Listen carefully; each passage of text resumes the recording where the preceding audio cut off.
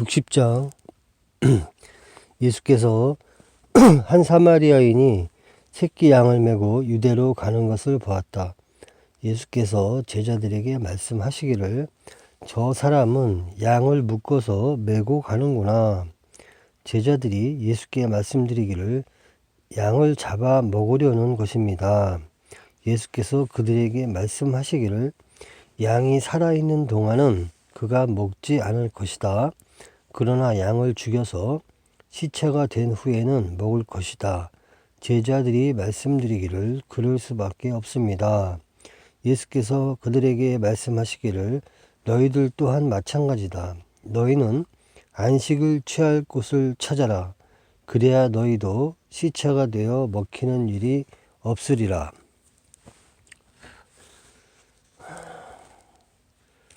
안식을 취하면 산자가 된다는 말이죠. 산자가 되면 시체가 되어서 먹히는 일이 없으리라는 그런 말씀입니다. 여기서 양은 보통 성소죠. 성소 회막 앞에 번제단이 있어요. 옛날에 구약 시대에는 그 번제단에서 그 양을 잡아서 번제를 드리는 거죠. 번제는 불에 태우는 것이죠. 불에 태우고 그리고 그 앞에 회막과 번제단 사이에 물두덩이 있습니다. 그 물두덩이에다가 손을 씻고 그 손 씻으면서 자기 자신의 깨끗함을 취하는 거죠. 그러한 의식을 취하지 않고 잘못 성막에 들어가면 위험할 수도 있습니다. 성막은 사람들이 들어가지만 성막 안쪽에 있는 성막을 통해서 들어갈 수 있는 곳이 지성소죠. 지성소에는 대제사장만 들어갈 수 있습니다. 그래서 성막에는 7 금촛대가 있죠. 그리고 진설병이 놓여있는 그러한 탁자가 있습니다. 진설병은 6개, 12개가 놓여있죠. 그리고 그 안쪽으로 지성소에 들어가면 언약궤가 있습니다. 그래서 언약궤 안에는 돌판 2개가 있죠. 십계명이 담겨 있고 만나를 담은 금 항아리가 있죠. 그리고 아론의 쌍난 지팡이가 있습니다. 그래서 아론의 쌍난 지팡이는 역시 죽은 그런 지팡이 나무에서 싹이 나죠. 그래서 예수님을 상징하는 것이고 또 만나도 역시 하나님이 주신 그런 감춰인 말씀 의미하죠. 이것도 역시 예수님을 상징하는 것입니다. 그리고 십계명의 돌판 2개도 역시 하나님의 말씀이죠.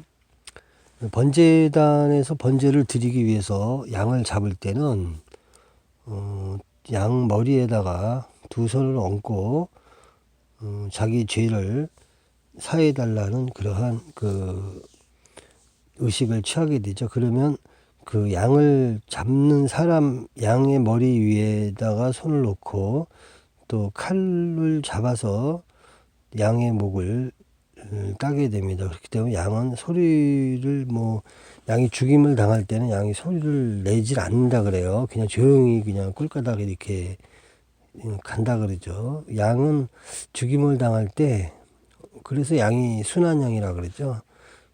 발악을 한다든지 이렇게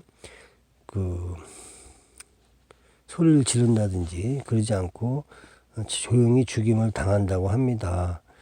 그래서 다른 사람, 예를 들어서 제사장이 양을 죽이게 되면 제사장이 죄를 씻게 되는 거죠. 그렇기 때문에 양은 제사를 지내고자 하는 사람, 자기 죄를 속죄하고 싶은 사람이 직접 자기의 인간의 죄를 양한테 전가를 시키게 되죠. 그러고 나서 양을 죽여서 그것을 번제단에 태우고 물두덩이에 손을 씻고 죄를 씻고 그리고 성막에 들어가서 어떠한 죄를 갖추는 거죠. 새끼 양을 메고 유대로 가는 것을 보시고 예수께서는 그 양을 묶어서 메고 가는 것을 양을 잡아먹으려고 하는 것이구나 하니까 제자들이 이제 그렇게 양을 잡아먹으려는 것이라 얘기를 하죠. 예수님께서 양이 살아있는 동안은 그건 먹지 않는다. 죽여서 시체가 된 후에는 먹을 것이다. 예수님께서는 상당히 고차원적인 그러한 말씀을 하시는 거죠. 너희들 또한 마찬가지다. 너희는 안식을 취할 곳을 찾아라.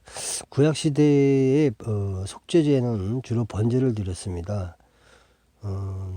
번제로 1년에 한 번씩 제사를 드리고 또 1년 동안 죄를 짓죠. 그리고 또 1년에 한 번씩 번제를 드립니다. 그래서 이러한 그 율법과 그 모세 율법과 그 기타 많은 그 금기하는 것들이 있죠. 이런 것들로 인해서 어떠한 것이 죄가 되는지 사람을 죽이는 것이 십계명에 금해져 있죠.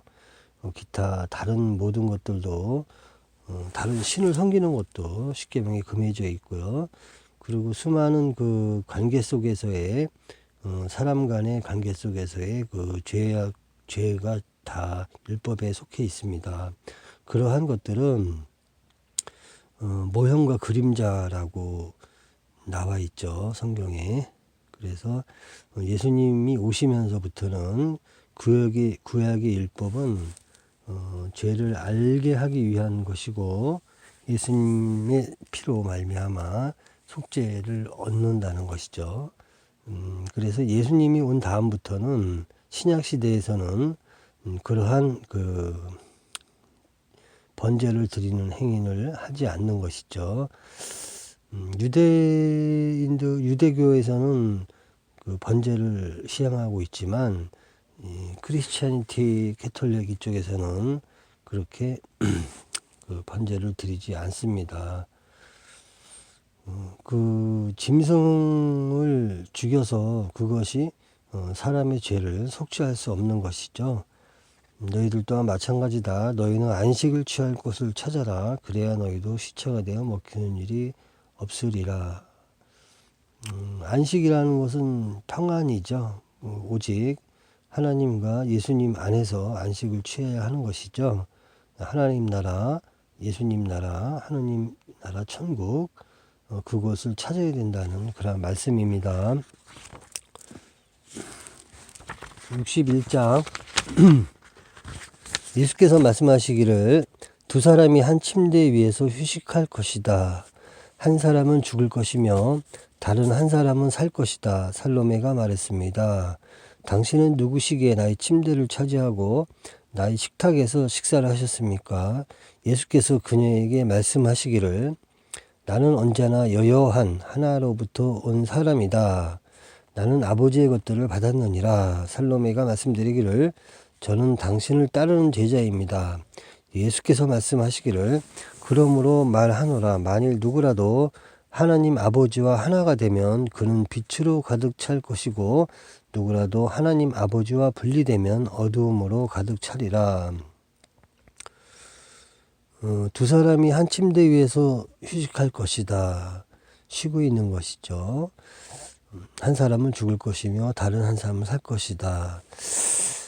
하나 된 자, 깨달은 자가 그만큼 힘들다는 것입니다. 둘이 같이 동행을 한다 할지라도 하나님께서 합당하게 보는 사람은 그리 많지가 않기 때문에 둘 중에 한 사람만 선택을 받고 한 사람은 선택받지 못하는 그러한 일이 발생한다는 것이죠.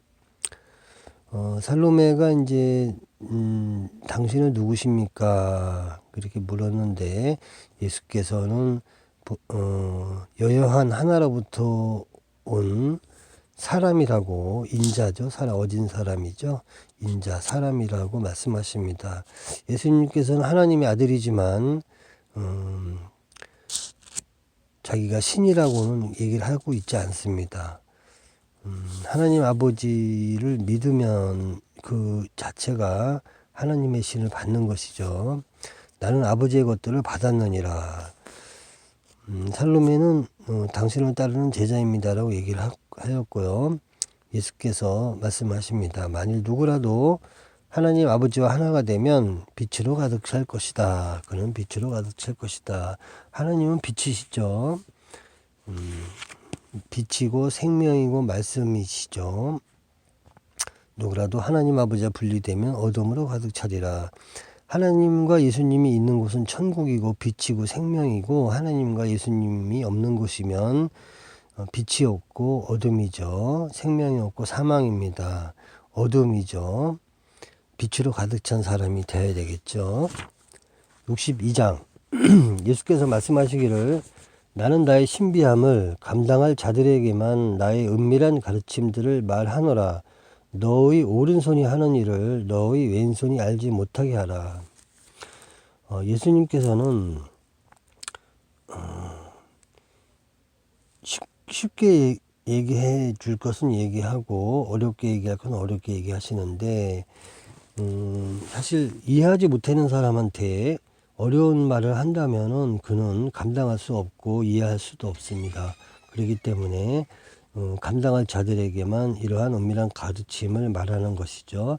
오른손이 하는 일을 왼손이 못하게 알지 못하게 하라. 은밀하게 행하라는 그러한 말씀입니다.